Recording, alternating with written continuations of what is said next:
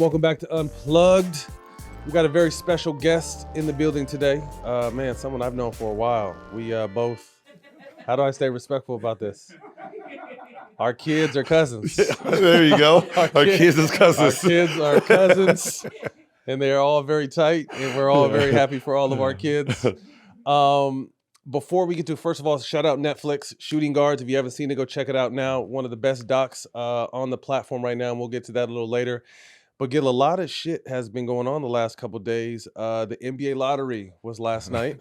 Yeah. I know there's certain words we shouldn't say if we want to stay NBA friendly, but somehow, some motherfucking way. Mm-hmm. But I want to back up a little bit before we talk about the Mavericks getting the number one pick, because one of our producers told me that the Bulls and the Magic had the same record, so they had to flip a coin to see. Explain a little bit better, Nate.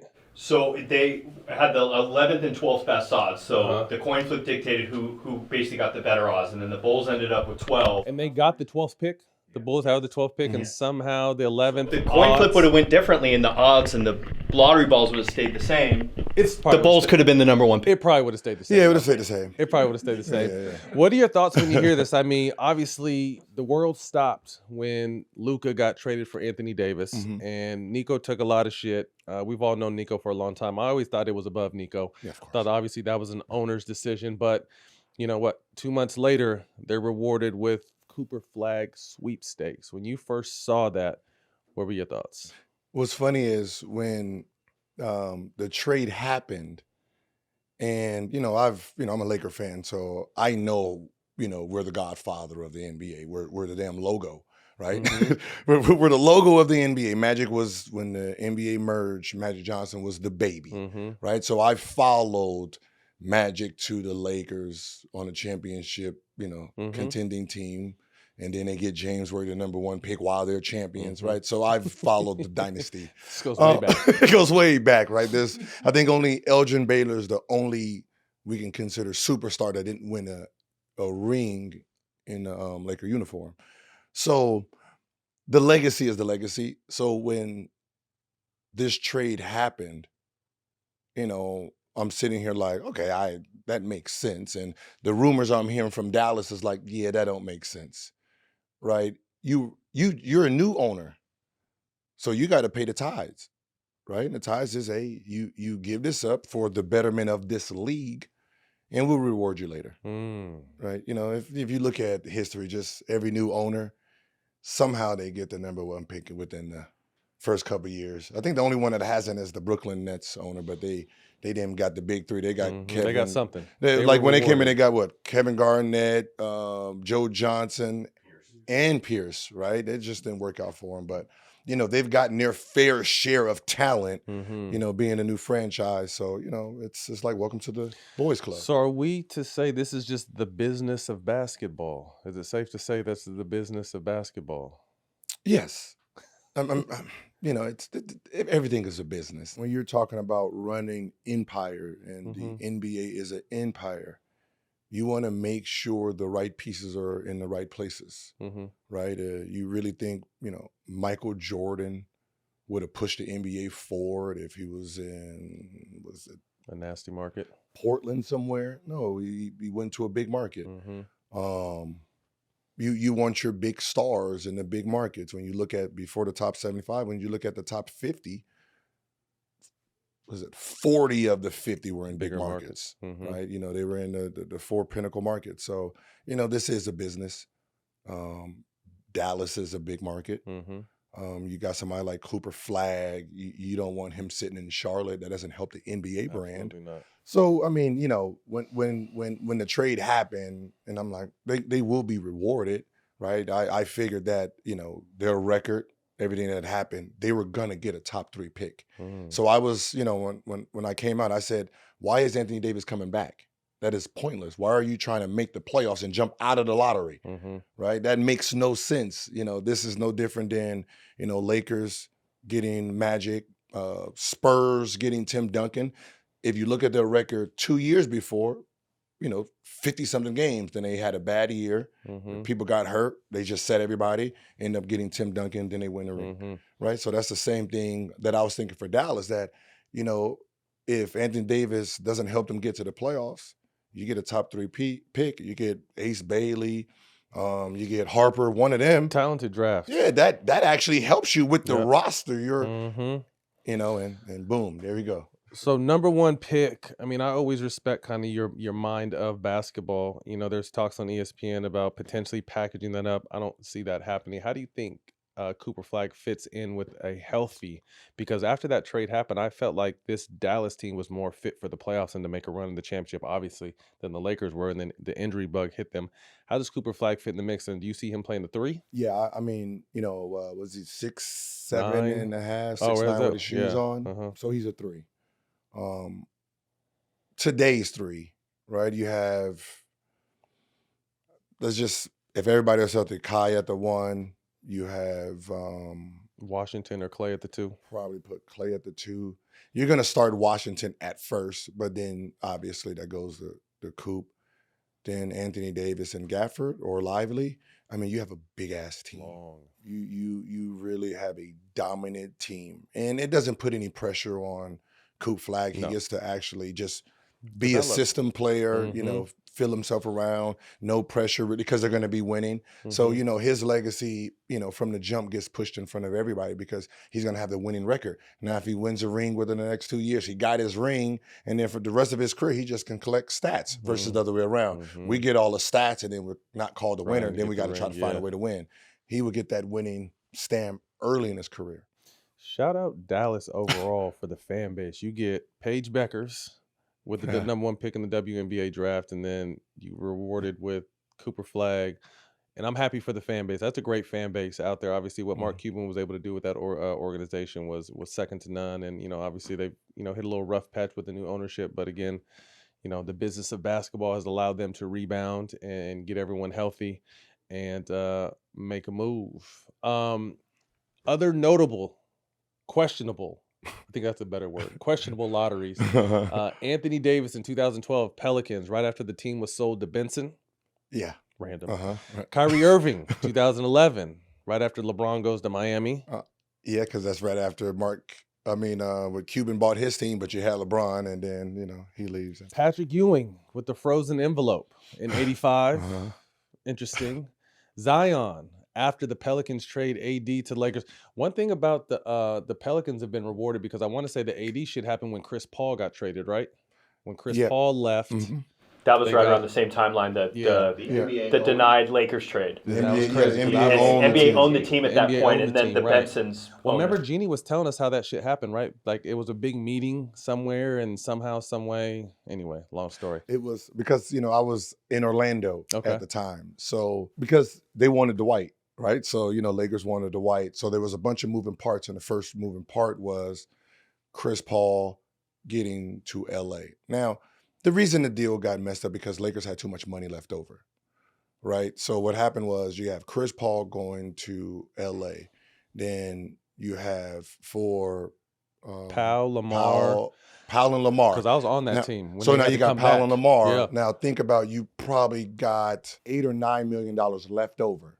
Then what happens is you amnesty Ron Artest for his 8-9 million, which gives you 18 million. And then on the back burner, you had Dwight Howard getting traded for Bynum, right? So now you Ooh, have CP Dwight, CP, and and Kobe. But you got about $18 million free, and then the cap went up, so they had about $24 million. And then at that moment in time, $24 million, you got your 2 max players because you start them off at 12, right? So Kobe had 20, so Kobe was on 24 million. But think about what LeBron James and Chris Bosh signed for in Miami. They starting base was about $12 million, 109 how you started off. So you backloaded, right? So you start them both off at 12. You had damn near the USA team on one team, and then Kobe would have been up. You got $24 million free. You didn't even have to sign Kobe back. You can go back and sign Kevin Durant and somebody else. So you would have had the USA team on the Lakers. In LA. And when Mark Cuban found that out, he called foul play, and then they He had blew the whi- they had he to blew the move Chris whistle. Paul. They had to push Chris Paul to the Clippers Down the instead. hallway. Question for Gil for speaking in New Orleans. All this talk about expansion. Do you see there being two pure expansion teams, or do you think one team will get relocated? Listen, there's some shit markets, and when you're talking about business, it's really all about business, and you got to put teams in big market. There has to be a team in Vegas, obviously. Charlotte, I don't know why Charlotte still has a team at this point. That's interesting. Would you call Seattle a big market or just a great sports town? Great sports town. Okay. Right. If I was the commissioner, Mm-hmm. bro, there'd be 3 teams in LA. There'd be 3 teams in New York. Right. There'd be another team in Miami. Right. There'd be another fucking team in Dallas or somewhere around in the Texas area. Right. I'm going to milk the market. Mm-hmm. Like when you think about shoe companies, there's 4 teams that are called tier 1s. Lakers, Clippers, New York Knicks, and Brooklyn Nets. Oh, not Boston. They're tier 2 with Miami and Chicago. So basically, LA and New York are tier 1s for shoe companies. So, if you're thinking about that, you might as well put another team, put one in Manhattan, and then, put one, somewhere else in LA, for San the Diego. market. Yeah. Put one back in San Diego. Yeah. The number 2 pick with the Spurs to me was really interesting because there's a lot of talk for the first time actually coming from Giannis that he's interested in kind of moving. He wants a winning situation. He wants a bigger market.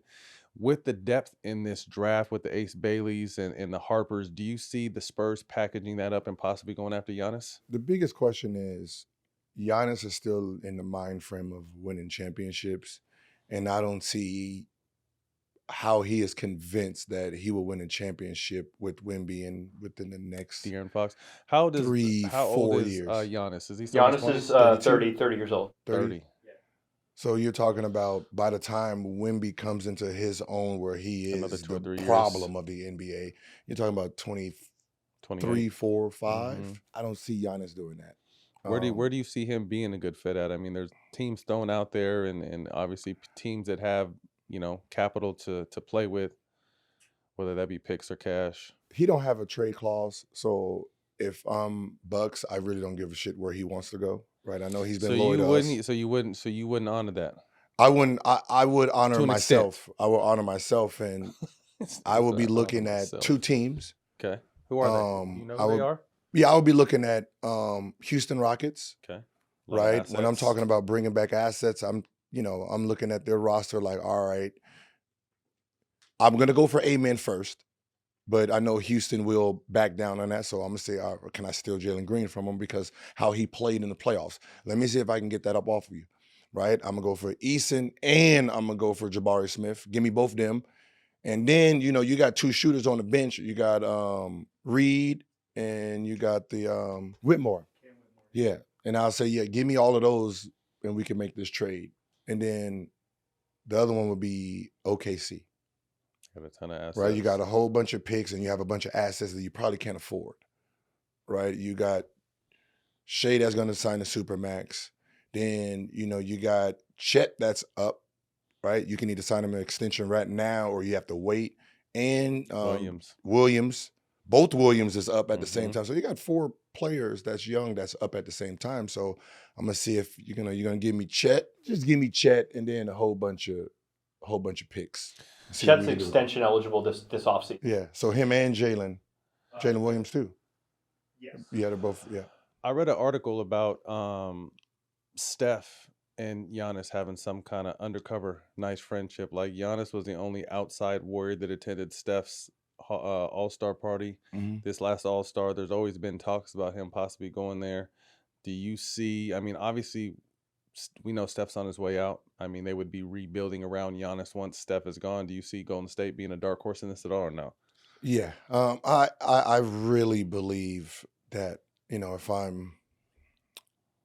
I'm higher up and I'm thinking I need more of these, I need more Euros in big markets, right? I need someone over in New York.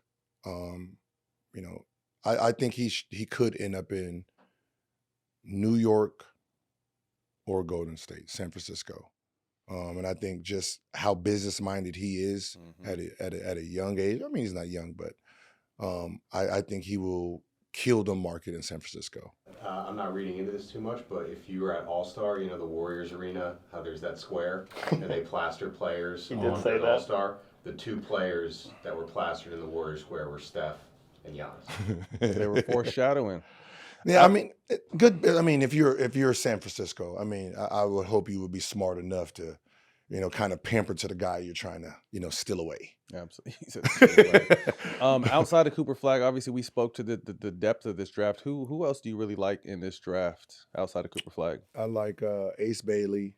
I think his ceiling is very scary. Right, bottom end, he's probably Brandon Ingram, BI, which is that's all-star to me. I like Harper. Right, very solid kid. Was it Trey Johnson? Mm-hmm. And then I like the Bohemian kid, VJ. Where's he went to Baylor, right? Mm-hmm. Mm-hmm. I like the big kid. He listed at 6'10" and a half, which is crazy. He's like a Jokic. He's Queen from Maryland, right? Yeah, he's a problem. Yeah, I like his skill set.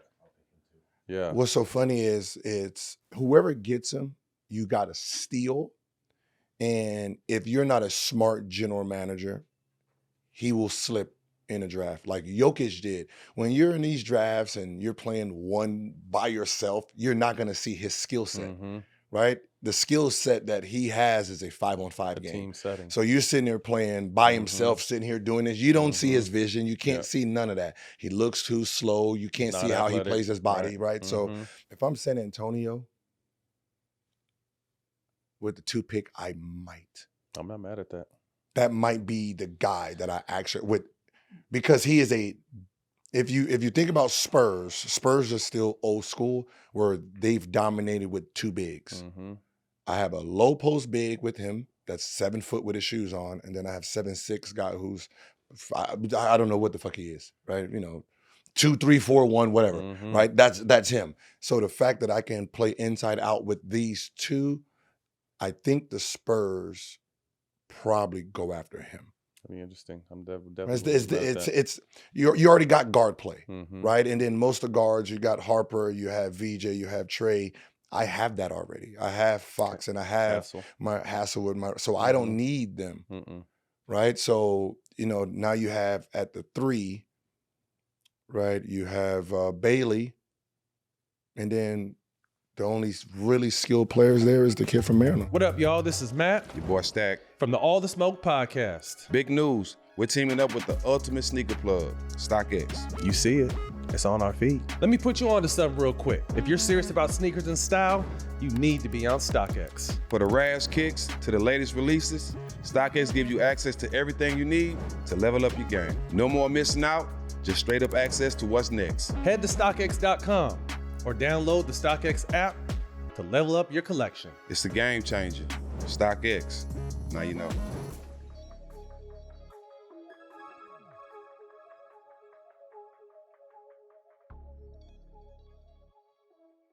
Tommy John's have changed the game. Their underwear are the most comfortable I've ever worn.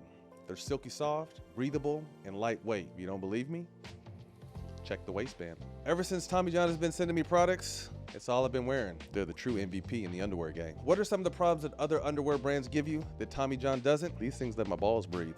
And that's the most important thing. They hold them nice and tight, but they can also breathe.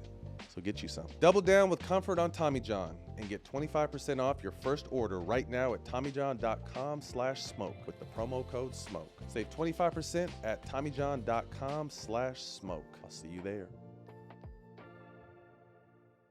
You ever had one of those moments when you want to elevate your night?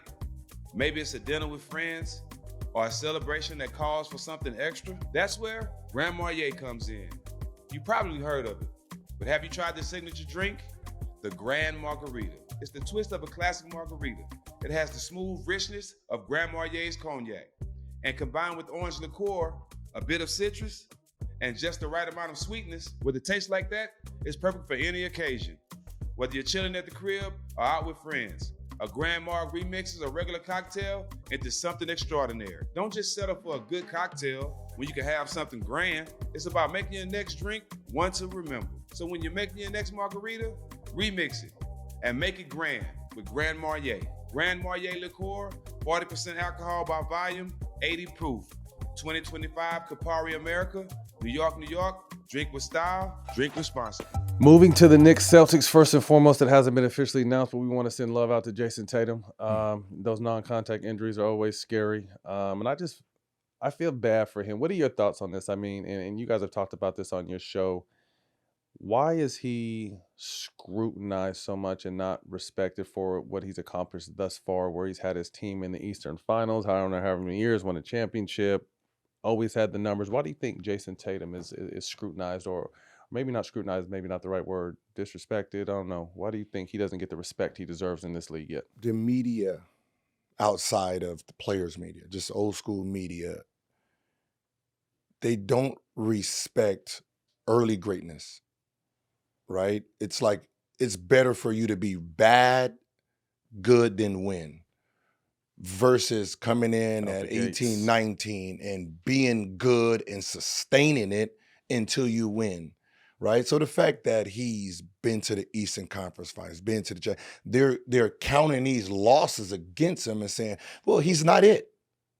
Well, at 25, can you name another player who's been in that situation? You look at his accolades compared to Shea. Well, we talk about here compared to Shea, same age, and Jason's accolades night and day better than Shea's accolades. He's top 5 in history. There's only like it was someone who won a championship, got one championship. I think it was like 4 or 5 all NBA first team with at least 5 all-stars. There's only 4 or 5 of them. Giannis, Kareem. It was him, Giannis, Kareem. I don't think with an all-star MVP, I don't think Magic was in there. But it was only like 4 or 5, and I'm like, exclusive company. Like you don't treat him like this, Yes, though. agreed. You treat him like he's done washed up fail when most of this type of talent don't really peak until 28, 29. So the fact that he's had this early success, but he failed. Yes, of course he failed, but part of the journey. But you're supposed to give these guys time to perform, and the fact that you can't use Magic, you can't use Tim Duncan because they went into great situations. But for the most part, the number 1 picks are going to trash teams. Meaning it's going to take them some time to build that. First, I got to be a smart franchise to understand what his talent is and then build around his talent for him to be successful. Mm-hmm. So most of your number 1 picks and the guys who are supposed to be the faces of the league, they go into trash situations. So their first 4 years is losing. And then they turn it around. So the fact that he won early, I think he gets penalized against him. Anyway, bro, I hope he gets better. But Knicks, on the other hand, the Knicks, I think, have surprised a lot of people. Jalen Brunson arguably has been the best player thus far in the playoffs, 39-12 in the victory last night over the Celtics. He's averaging, 38 and 4 on 44% shooting, 37 from the 3. Leads the playoff in fourth quarter scoring by 30 more than anybody else. What have you seen from him? And my question, I almost feel bad that I had this question before, but it was a reasonable question. I said before the playoffs started, maybe a month before or after All-Star, can your number 1 guy be Jalen Brunson, and can your number 2 guy be Cat and make it to the final? I think I said win, but even make it to the finals. And I think they're both proven, kind of that question that they can. But what have you seen in Brunson and the Knicks thus far? If you're a scout, if you're an owner, general manager, you should be really looking at Brunson as real, true analytics. Our NBA is designed now because of Steph and Clay and that franchise, but nobody else has a Steph and a Clay. You don't have an offense with a Steph and a Clay, right? You don't have those type of guys, but you're building this, let's play small ball, everyone shoots a bunch of threes. They shot a lot of threes, those 2 players, not the rest of the team, right? You have this analytic system where we got 50 threes, and that means everyone gets to take them. Everyone shouldn't be taking them. Yeah, that's not how it works. Sean Livingston didn't take fucking 6 threes, yo. Right? He played his game. Barbosa played his game. Iguodala played his game. Only those 2. And then when KD got those 3, did the bulk of the three-point shooting. Now you got 5, 6, 7 guys running around, touching the ball, just getting in the game, launching threes. That's Boston's system, right? And I'm looking at their games and I'm watching them when they do lose. I'm like, if you play against a team who plays regular basketball, right, where their main guy attacks the basket, plays the mid-range and gets the free throw line, and you be having these 10 for 60, these 15 for 45, you're going to lose because you don't shoot enough twos to win a game like that.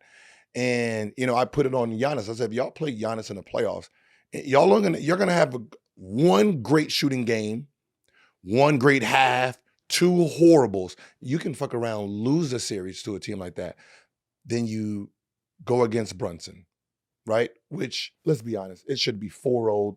They're down 20. They've never looked like they were in this series. Team, right? And what ends up happening is you're not disciplined not to take the Shot open selection. 3. Yep. And you're taking these hard sidestep 35 footers on big men. Right? If you're shooting a sidestep 3 on Brunson, okay. But you're shooting it on Cat and Mitchell. Like, these guys can contest that. So you're going to shoot yourself out the games. And Brunson and Mikal, they play the mid-range, attacking. They don't settle.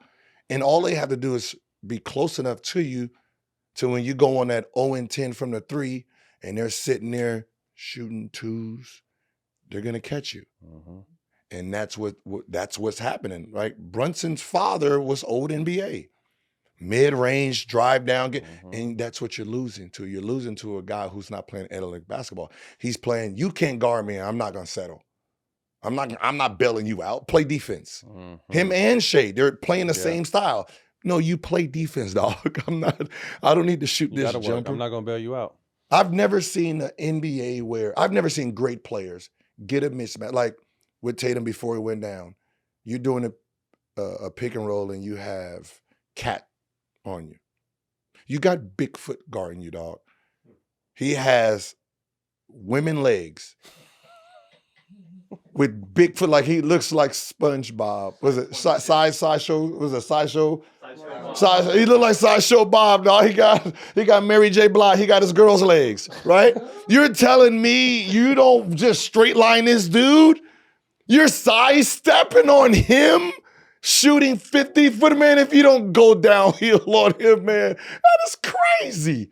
He can't even turn that. They can't even turn that fast with his mama hips, man. That's crazy. So you said he's got his mama's hips. Yeah, I'm just saying, man. Girl legs. He got his girl legs. And Sideshow Bob feet. And you're shooting step back And you're 35 shooting footers. side step 3s on that. Crazy. Like, look, even in the post, like, I just look at, like, he's a great, like, Cat is a great player if you don't know how he plays basketball, right? He's a finesse guy that seems like he actually hasn't developed a skill since he came into the league. But that comes from we don't scout, right, until the playoffs. And when you watch him here, it's like you have Jayson Tatum guarding you the whole game and you didn't post up not one time. And then when you post up, you can't get around him, right? It's do the same thing in Minnesota. you know what I mean? It's like, although he has been playing well in these playoffs. Yeah, I agree with you. he's been playing decent, but you have a guy on you that is the best player on that team, and he don't want to get in foul trouble, right? So if you really start Throw it down. attacking him, Drop they're forward. they're gonna have to double to keep him out of foul trouble, right? Which opens up the game for everybody else, make easier shots for Mikal and OG in the corner. But the fact that you are pick and pop every single time, just like, it's just so annoying. Crazy. Fourth quarter points through the first 10 games since 1997. Jalen Brunson, 102. Kobe in 03 had 100. Kobe in 01 had 100. Steph in 23 had 99. And then Kobe in 08 had 99. Brunson's on a tear right now. Obviously, he won Clutch Player of the Year, didn't he? Yeah. Yeah, and he's averaging 10 a game in the playoffs, and that's In the fourth. and that's number 1 behind Mitchell and Ant. So, I mean, the Kobe one is technically is more impressive because you're talking about zone and Shaq, right? So the fact that you're a great person because you played in our era in that. So we were having a debate. They were having a debate earlier as far as Brunson and Allen Iverson. And my whole thing was they were looking at the straight numbers, but I'm like, you also have to realize the era of basketball with the defensive word and who could protect the rim at that time when Allen was playing, when you were playing, when I were playing, and when Brunson was playing. You can't name 5 shot blockers in the league now. The league had shot blockers in those times. What are your thoughts when we were just fucking around, when we were comparing Allen Iverson and Jalen Brunson? I hope people don't take this as they're like Iverson, all 5 players were trying to guard him. Right, we knew the zipper, we knew what he was coming to do. Iverson cut, gonna go around the double, and we all we don't care who he had. Like if you think about a team, none of them can shoot outside of 10 foot. I mean, you had not Arenas, he couldn't. No, you had McKee, corner threes. Yeah, you had him. We're gonna take 1 or 2 maybe a game. So for the most part, there was no. You wasn't spreading our team, team out, and he was still getting where he wanted to. That's how good he was. As a talent, Allen Iverson, more talented, more dangerous. But, Brunson has a skill set that is only given to certain type of, men. Jordan had it. Kobe had it. I think Brunson mentally is the closest thing to what Kobe was in the fourth quarter, right? No matter what happens, he can be 0 for 20. Next shot's the most in the important. last 5 minutes, you already know everything went out the window. It is different. He's going to go 4 for 5. He's going to put the team on his back. And it's hard to find that skill, right? And he's a guy who he has it. Like he is like what, when Dame was like fourth quarter bandit and hitting them big shots. That's Brunson. It's every game. It's like he does not fail. Like I don't care what he does not fail. He's never disappointed in the fourth quarter. No big game. Right? No matter what happens in them first 3, man, them last 5 minutes, that man shows up. And he's one of, I was talking about this the other, I mean, him and Steph's hurt right now. Who has you jumping outside out your seat down stretch time with the shots he's hitting, whether it be step back threes, mid-range, sit down, playing off 2, like Brunson has completely taken over these playoffs, and I love it. Moving on to the Warriors and the Wolves, obviously Steph down with the hammy. They're up 3-1, but I really want to point out what obviously Anthony Edwards has been doing, 27, 8, and 4 on 42% from the 3, but Randle. I think a lot of people wrote and gave Knicks the nod in this trade during the regular season. But I initially said a long time ago, and I want someone to pull it up, Randle's a fucking dog, just like Ant is. And if they ever got their chemistry, look out. Whether we feel like they have their chemistry or not, he's playing a lot better. Randle's at 24, 8, and 6 a game. His numbers are up nearly 5 points in the scoring mark, and he's been a driving force. Everything is really out the window. Boston's on their way out. Cleveland could possibly be on their way out. OKC, big game tonight in a 2-2 series. Minnesota made the Western Finals last year and looks like they're going to make it again this year. What is your thought on their team and just the way they play? It doesn't look good. I'm just be honest with you, man. Like it ain't pretty. Like it's not like I'm a Laker fan, so they beat us. So I can't really speak on that series. But when you look at a team that can match the youth, it's struggle basketball, right? I really don't think they do have their chemistry. I think that's what I'm saying. It hasn't been developed all the way yet. Because of the playoffs and the style of the game that they have to play, it fits Randle better. Because now the game is slower. You got to go to the half court. They're loading up on you. Now you got to come to me. And in regular season, they didn't have to. It was more up and down. So he kind of got lost in the offense. Well, his style is old school style, ISO. Let me take advantage. That's playoff basketball. You need ISO players a little bit more when things break down on a team aspect. So he's playing very well. Ant-Man is going to do what Ant-Man is going to do. They're going to get through this series, but once Steph went down, I don't know how you not just beat on this team because they can't score. There's nobody on the team that is going to drop 50. They don't even have the capability to drop 50. Not one single person on that team, right? You have Jimmy buckets, but Jimmy plays winning basketball. And winning basketball is not selfish, right? So last night he took 9 shots, and you're sitting there like, yo, I don't know how we win with you taking 9 shots. You're the best player on the floor. You're the best player on the floor. You can claim that you're the most clutch player on the floor because, Ant-Man hasn't really proved that aspect yet. So you're the most dangerous guy within the last 5 minutes, and you're taking 9 shots in the game where we don't have Steph, and we got should have been 9 shots in crunch time. And our second best player is coming off the bench, and they don't really care about him. They don't give a fuck about Kuminga, bro. It's like they're forced to play him. Hey, he's been hooping though too. What 32 games ago? What did he have last night? 25. Yeah, it's ugly. Yeah, it's not pretty, it's ugly raw 22-year-old basketball. They're raising the draft. I mean, the trade value of him is what it looks like. Yeah, it's listen, I don't think they want to get rid of him, but I don't think they want to pay him what he's worth. They offered him 130 something, and he turned it down. So it's like, you're gonna turn it down, I'm just gonna bench you. And we're gonna let you go get that money, and hopefully, because if you get 100, we're just gonna match that shit, or you're gonna have to sign a 1 year. Is he unrestricted, Nate? They didn't extend him. He denied the extension, so that means that would open him up. Your show, first of all, congratulations. I remember you trying to build that, and what you've been able to turn that to, and is amazing. Obviously, 1 million subs already. What is your goal with that show? Because I've also seen you start to dip your water on linear. I've seen you doing your thing on ESPN with your button-up shirts and everything. I know, again, with your basketball mind, I know that's exciting to you. So what is the goal for your show as a whole, and then you individually as far as exploring other options out there? Congratulations to you too. Oh, thank you. Right. Yeah, It's same thing, same time. What's so funny is I started off on YouTube, and then when I went with Fubo, I went to linear. So I was on linear before, and then I remember we were doing those Fubo things during the playoffs. Yeah, and they let me smoke on TV. Yeah. And oh shit, that's where this idea came from. Oh, was it? Yeah. So when I'm going back and looking at the Fubo stuff, and I'm looking at the idea, and we all just chilling, and I'm sitting here like, might be the most bulletproof format if I get 4 of us, just like Charles Barkley and how we're doing it, and we're talking everyday sports. I don't need the guest, and I don't have to run into guest canceling and all that when we already done booked it. And it's just us. We are the guest, and then if we do get a guest, that's just a plus. But the structure of the show doesn't need the guest, right?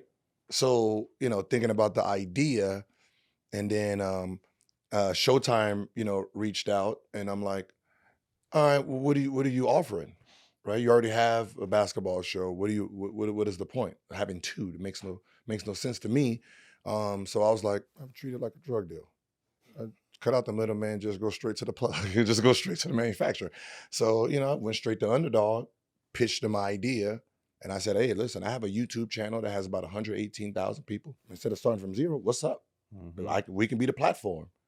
And they thought about it, and I was like, all right, let's do it.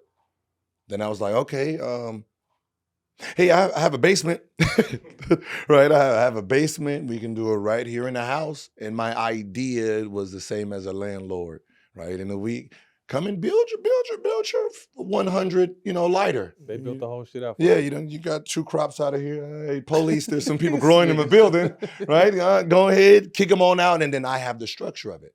So basically, the idea was, if, they come build the whole structure, put everything in there, and if we have a falling out, it's my shit. It's my shit, and I'll pay for it. I just need the whole setup to make it perfect, and then I can run my own thing. And then just over time, we just built this relationship where, it's basically open wallet, check, just keep doing you. Wow, that's dope. Yeah. So is the goal to that to keep it where it is, stay digital, or would you like to get that on a linear platform as a whole, or what is your thoughts on that? Realizing that we have more wiggle room than linear. Linear is they have a certain time, and if something happens, they got to wait till tomorrow. We can just go straight on our platform and push out the content. Well, we can drown them out, right? And I think they've realized that, because those big wigs coming to YouTube, you don't have production They're anymore. They're trying to figure out how to build a footprint in this space. And they can't, because one, it's one of you, and you're not good by yourself. right, as your production team and all that, that doesn't work here. You have to be entertaining, and really none of you guys have that kind of skill and discipline and talent, right? Everything has been given to you. So what happens is now it's okay with ours. I'm like, well, you guys are going to need shows since everything is moving towards programming. Netflix has a live, right? Patreon just got live. Right, you have NBC coming back. They have Amazon. Peacock. You have all these things, and you guys have lives. You guys need shows. So, since I don't have a network, right, you need licensing, right? And I don't care whatever group you put together, I'm gonna out entertain them, right? Because one thing you guys don't know, you guys think names, not personalities.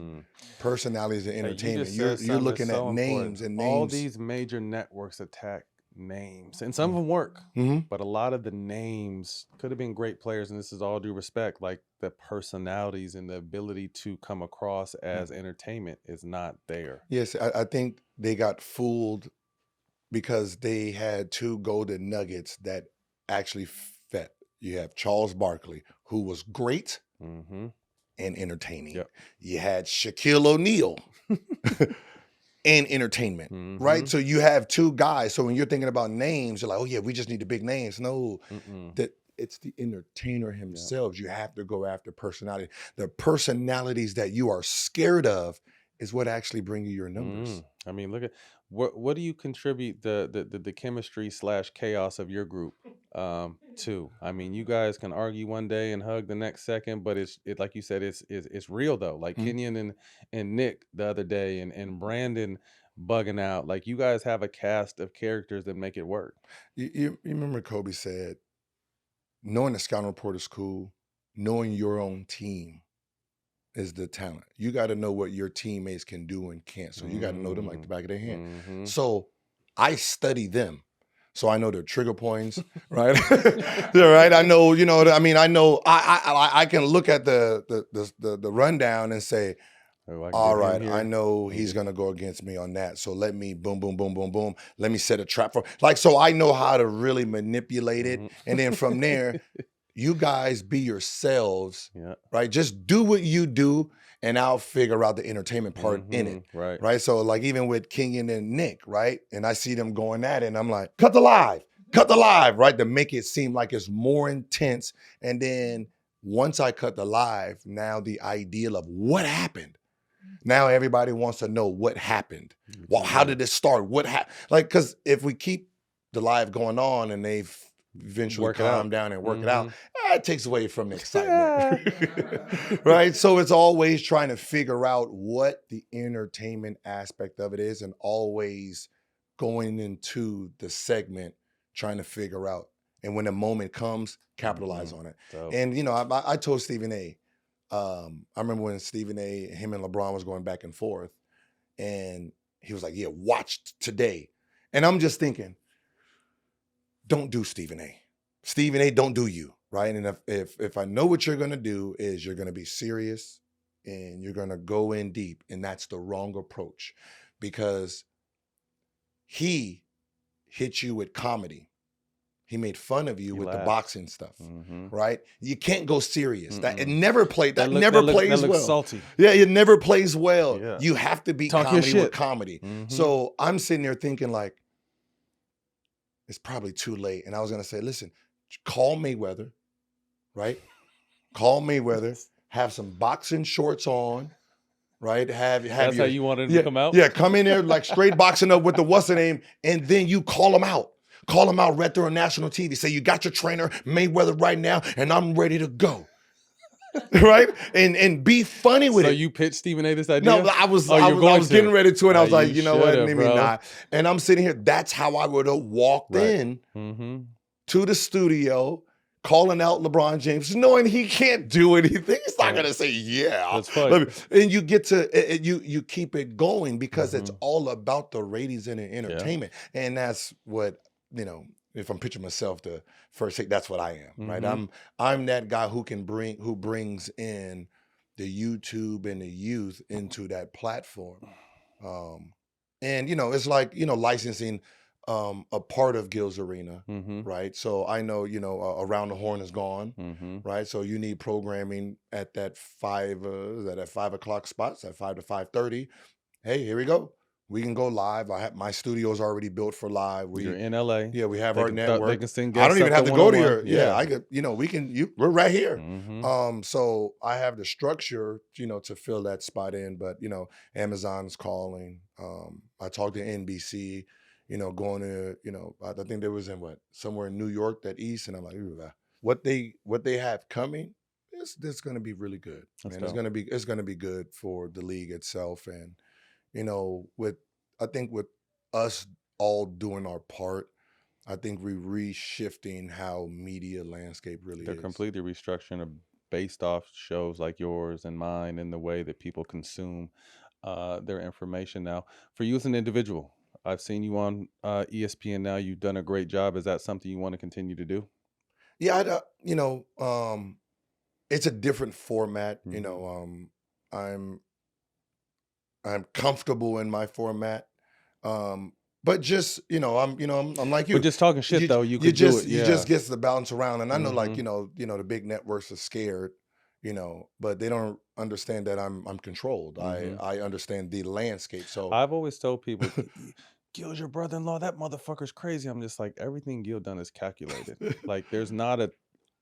He's always thought so many steps ahead of it. Like, yeah, it could come off crazy, but Gil has a whole plan. Once this shit blows up and the smoke settles, he's gonna be just fine over here laughing. yeah, I've always said it. like I Like, know, your shit like is I'm gonna look. calculated. I know Disney. I know all the words you can and can't say. So Hey, you know, you told us the two words we couldn't say before we even started today. Yeah, Like, yeah. listen, look at the NBA is trying to do this. You can't talk about this, and you Yeah, can't talk yeah, about yeah, this. yeah. I was like, And all right. I remember when I pushed the limits on Rachel Nichols with Richard Jefferson.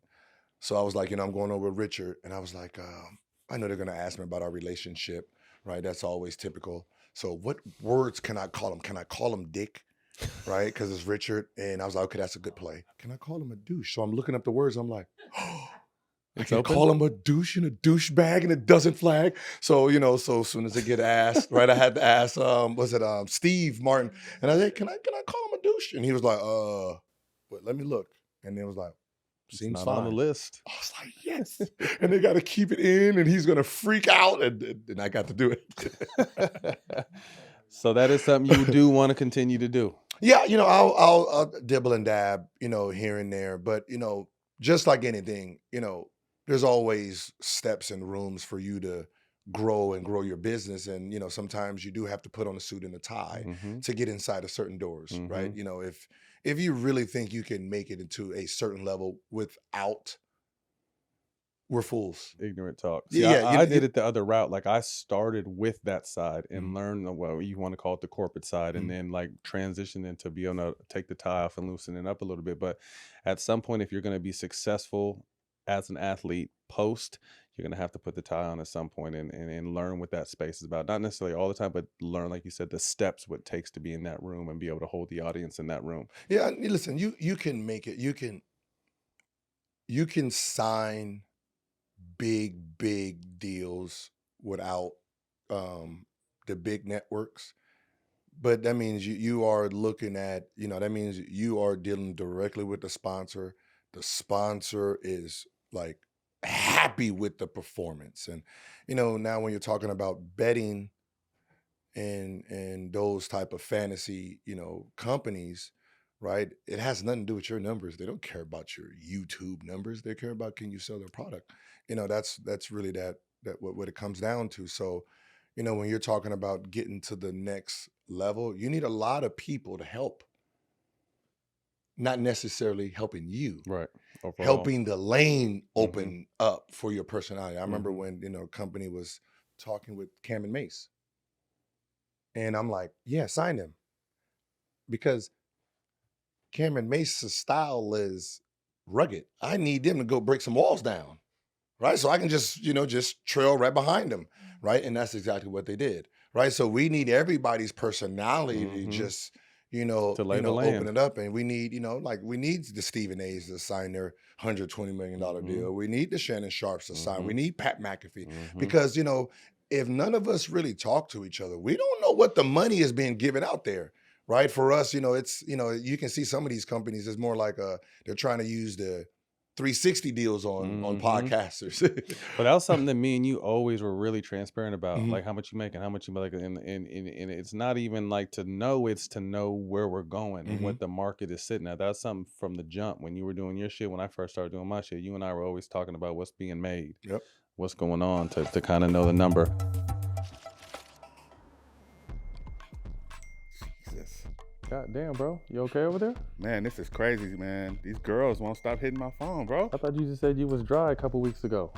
Well, man, I've been using these Rose Sparks, man, and I guess the word is out on me, man. Is it? Yeah, man. Because last thing I heard, you had a bad case. That's why you got to shave your facial hair. Nah, no more flatlining, baby boy. You're back. I'm back, man. Man, I might need to try these. Like, what's the process with them? You put one of the lozenges under your tongue, man, and on average, it's 15 minutes, man, and you ready to go. And let me tell you, bro, it works, bro. Looks like you're confident. Everything is going good with you. Absolutely, bro. And the ladies are super satisfied. Are they? Man. Come on, man. You're You know back, what I'm huh? saying? Come You on, ain't man. been back. You ain't really been back since like 98, 99, Oh, though. man, come on, don't do me like that, man. I'm back. I'm current right now. Yeah, baby. up it's there. all about getting back in the game. You feeling good? Absolutely, man. I had the flat tires, man, and now I'm burning rubber. Yeah. Are you using rubber, though? Good Lord.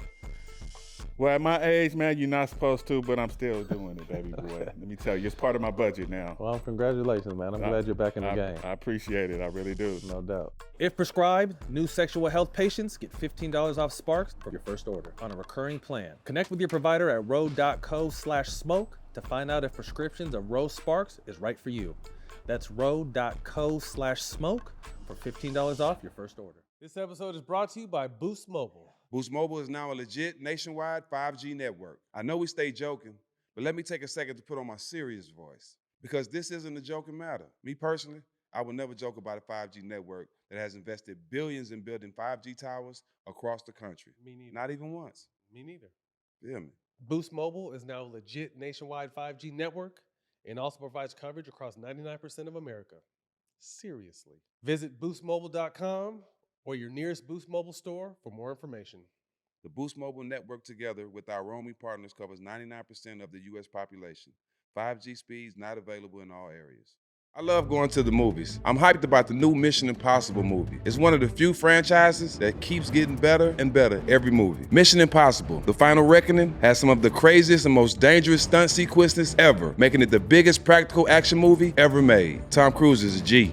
Facts. I'm excited to see the reunion of the team with the incredible global cast. It's the best and biggest mission yet and the most fun you will have at the theaters this summer. Check out Mission Impossible in theaters May 23rd.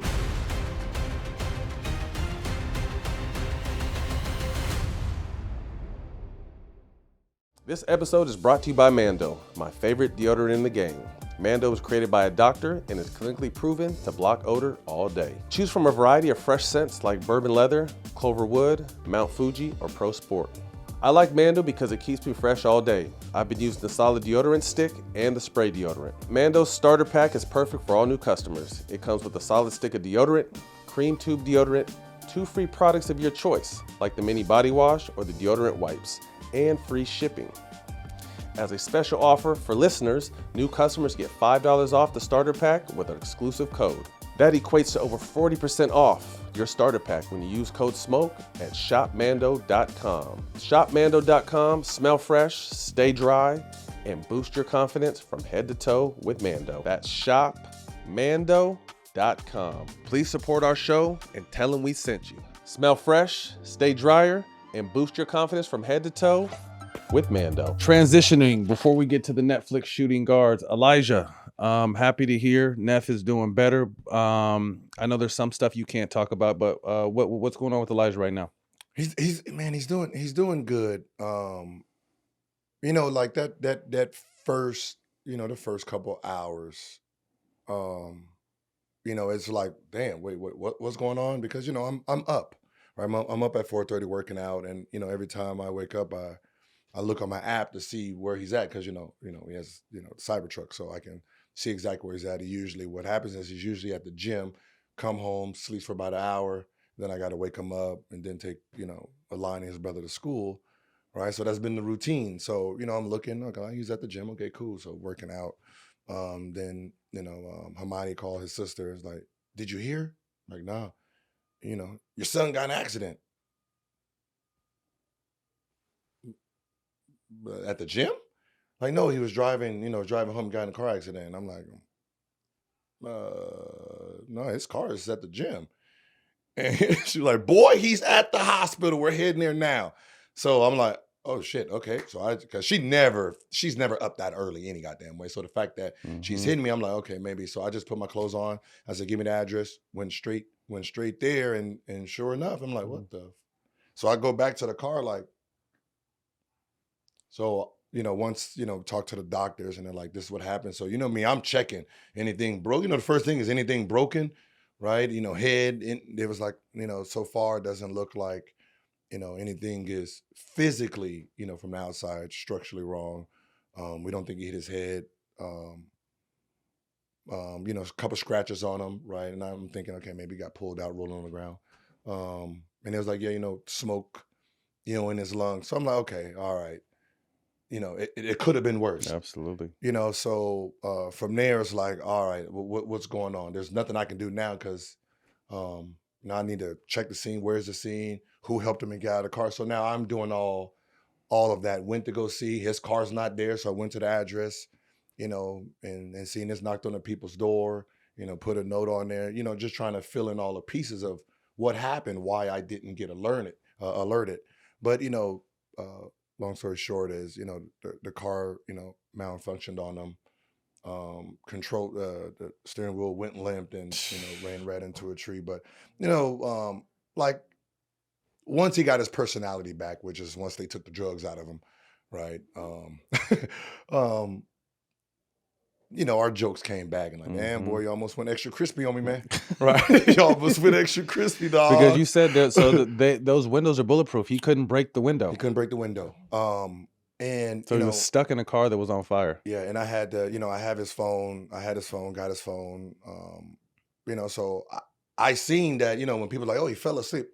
I'm looking at, he's on the phone. Right, he's on the phone with 911. I'm trying to get that call. He was on the phone with them for 10 minutes. So I know he was at least in the car for 10 minutes, right? And, it's, once he started, talking and, doing all that, just realized he couldn't break the window, start doing all the back search on the car. And, it's, if you're a parent and your teen has this car, you might want to put a hammer in that joint. Something to be able something that can break the window, because physically not strong enough. He said he was trying to kick the door, the window, and he couldn't. Damn. And I said, I told him, I said, man, I'm gonna just be honest with you, because when he got home, we had flowers for him, and I gave him that speech. I said, listen, you're a lucky one to see this. Most people don't get to see the flowers and how everybody reacts when something happens. So you get to witness what the world did when you was, sleep, when you was in an induced coma. So, this is what's supposed to make you great, that you watched life that could have just ended, right? You can't take this shit for granted. Everything I be telling them, like I told him, I said, man, like, me, it's with little things, man. Yeah, man, it's 10 o'clock at night, man. You driving your girlfriend home. Why? You are the money. Put her in Uber. You leaving here at 10, 11 o'clock, driving her home. She's safe. Then you got to drive. You are the bank. You should never leave your home at a certain time. It doesn't make sense. There's nothing out there. The worst cops in the world are waiting on you. They log in at 10 p.m. They know that's when the shit happens. That's what they want. So the most aggressive minds are active at that time. They can't tell the difference between who you are when they pull you over. So don't even put yourselves in them situations, right? So we have them talks, but sometimes kids are all hard headed. Shit hits. And I'm like, I said, hopefully one day the example that wakes you up doesn't hurt you physically, emotionally enough where you can't succeed, right? So one thing that he wrote that kind of like made me tear up was when he got conscious, and he got the right, and he wrote, does my dad know? Right? Like, damn, you know what I mean? So, and then when, they was like, he's up, he's looking for you, because I was at home. And then, he was like, well, where's my dad? And then when I came in and he gave me that I'm sorry look. And, I'm like, just Come like, on, bro. you good. Yeah. Don't worry about it. It's you a lucky one. So, when he seen the flowers and stuff, and I'm like, man, people don't get to see what the world, the whole neighborhood, people that I didn't even know in the neighborhood, Right. they used to dropping flowers off into it. And I'm like, man, like all these people. And then he wrote like, I want to meet the people who saved me. So it's one of them things that like now you just got to really tap into your ability because the whole world is praying for you. It's over now. I mean, he's already a great kid. I mean, I said that's what he's saved you. I such said a good kid, being down a to good earth, with human. just a good. The funniest shit when the twins came home because they kept going to the hospital. Dad, you'll never guess. Like, what happened? How's Elijah? He's doing better. Auntie Lala and Gil like sat by each other and they talked and they got along. Yeah. I was like, it's kind of hard to hold the anger, bro. It's like, you know what I mean? Like, I still can't be petty around this. Right. But there's one thing I do. I'm gonna give her credit. And it's so funny. He asked me, what was it like? And I said, around his mom. Yeah. Mm-hmm. And I said, the reason I left the hospital because I knew you was in good hands. There's one thing I do know. Super family. Is if one of the kids is fucked up, she is gonna become overly protective. Yeah, Mama Bear. Yeah, so I know this right here. She got it. You're good. I mean, you're gonna have warm blankets. If the spit gets on the blanket, you're gonna have a new blanket. You're gonna have food that you don't even supposed to have. You're gonna have a TV, air conditioner. She's gonna make sure cable. She's gonna do shit that she's gonna annoy the hell out of them people, right? So I'm good. I can leave. You're good, dog. You know what I mean? I said, you know what? She did her job, man. You can be proud. That when we go through things in life, we don't really know who's going to be there. You're right. And I said, that's one person that you can say was by your side the whole time. Shout out Laura, and he'll be back on the court this week working out for the first time. Yeah. He's starting to ramp it up. Because I tell him, when you get a little smoke in your lungs, you got to still get him out of there. Just tell him to come talk to Uncle Matt. I'll tell him how to get the smoke out of his lungs. Right, so but it's the karma for him where, the karma worked in his favor this time, But it's so eye-opening, because- not to cut you off, but it's just like, when I heard, it's just like in the snap of fingers, yeah. shit could be. And I said, everything happened for a reason, and you survived this because you are a good human. Absolutely. You open doors for people. Like if he was in his room, he's shaking everybody's hand. Super polite, super right? down He to gonna earth. shake everybody. He don't give a fuck what you do. Zero right? ego. Right? Just a He cool gonna shake your kid, hand. man. And I said, man, the fact that you hit the fire hydrant first, that slowed the car down. It kept you from hitting that tree head on. The water, right? Once it caught on fire, the water is keeping the car cool from your ass burning up in there.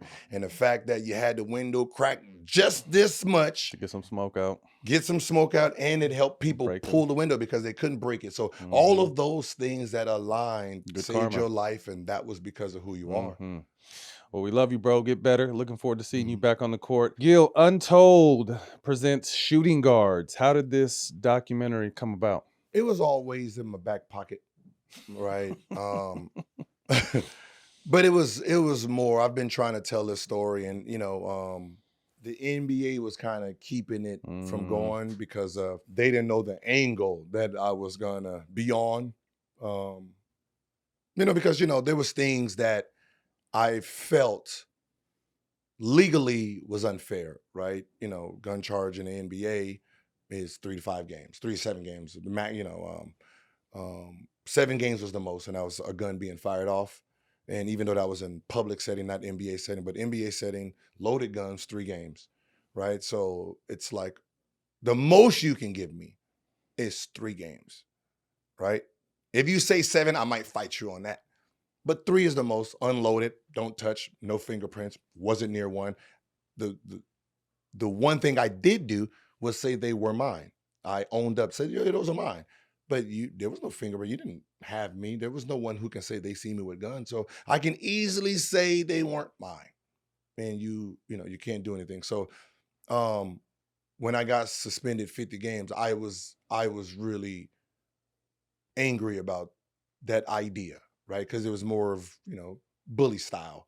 I need you out of the limelight because I don't think you're going to stop, right? I think you're going to keep messing with it and keep going back and forth with the media. So I'm going to give you 50 games and we'll see you next year. And it was like, this is what I got to accept. And this was in what was it? It was, not to cut you off. This was in a January or February. When did this happen during the season? At what point? December. So December 21st. Early in the season. Yeah. So December 21st, and then just got back from the West Coast trip, and it didn't come out to the first. Right. So we didn't even we didn't even think. I woke up to it like, oh who the hell is Peter Vesey? You know what I mean? And once you paint the picture how you paint it, there's really nothing you can do about it after that point. And there's no social media. There's no way to explain your side. So it is what it is. What is your relationship with Javaris at this point? It's actually, it's really good. I mean, it was never bad. It was never really me versus him. That was my young boy. Right. I mean, he gave you so much credit when you first got there, taking him in and showing him love and working out with him, and giving you your shoes and all kinds of different shit.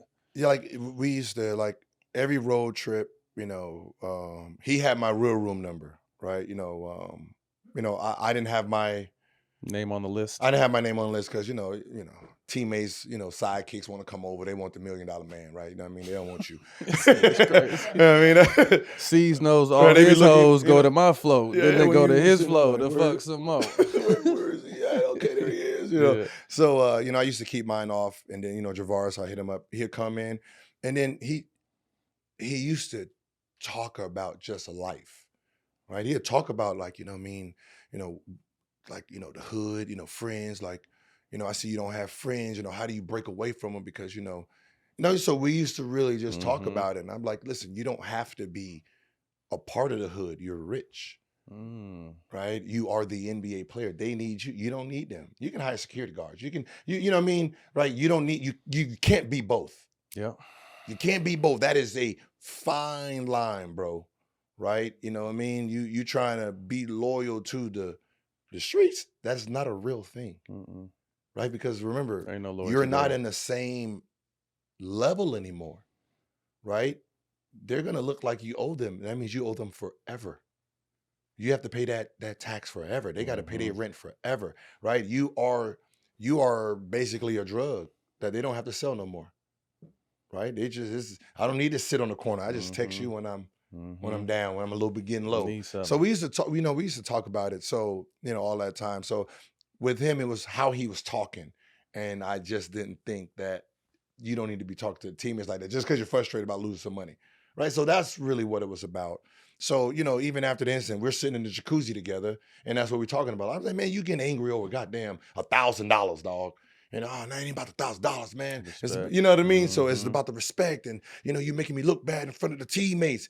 And right there, when he said that, while we was in the jacuzzi, just right after, and I was like, "You're right." Now, that's all I'm like. I shouldn't have did that in front of them because you're still trying to establish yourself amongst this group.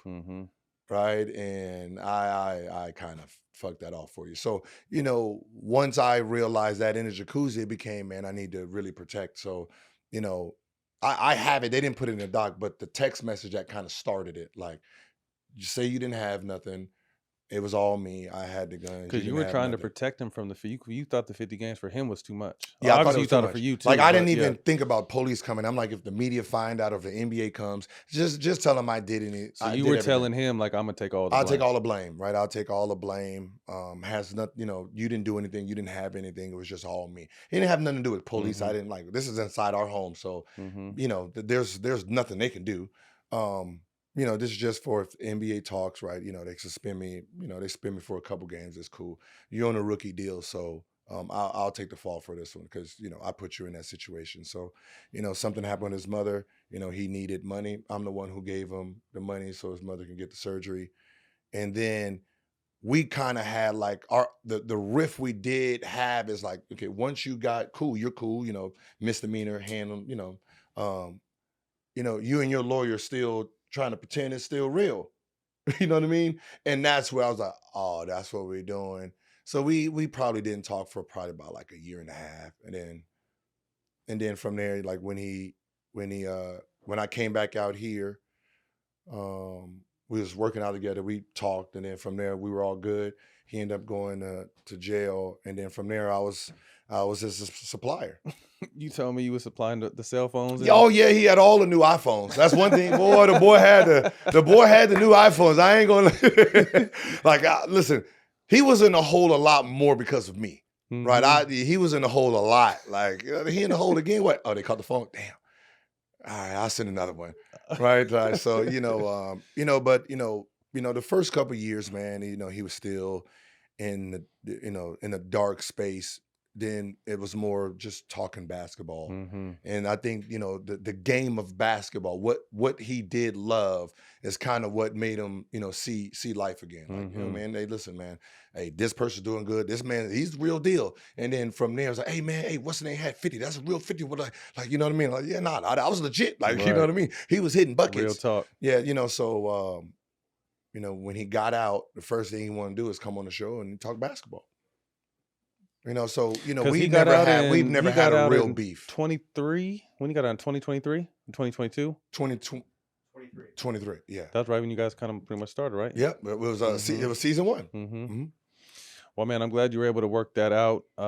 Sending out love and prayer to Javars.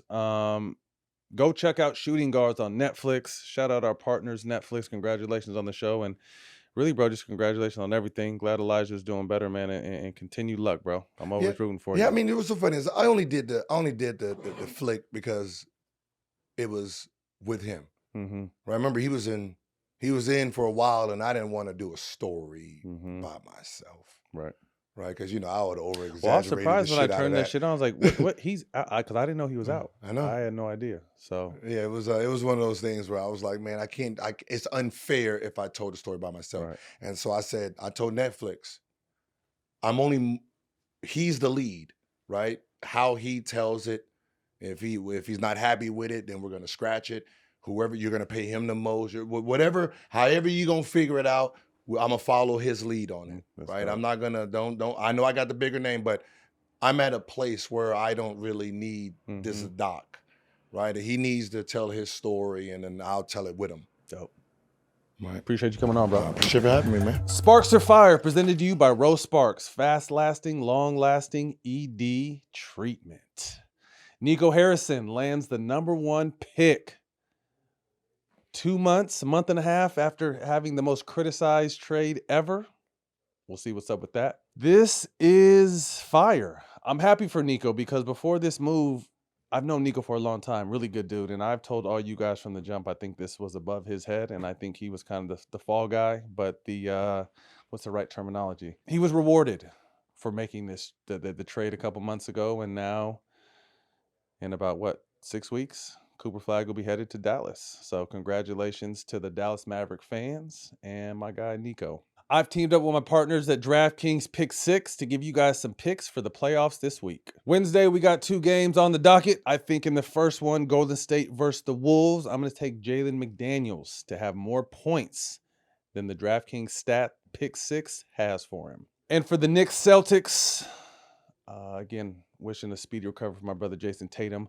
Jaylen Brown will have more points than the DraftKings stat Pick 6 has for him. And that's a wrap for Unplugged. You can catch this on the DraftKings Network and the All the Smoke Productions YouTube. We'll see you guys next week.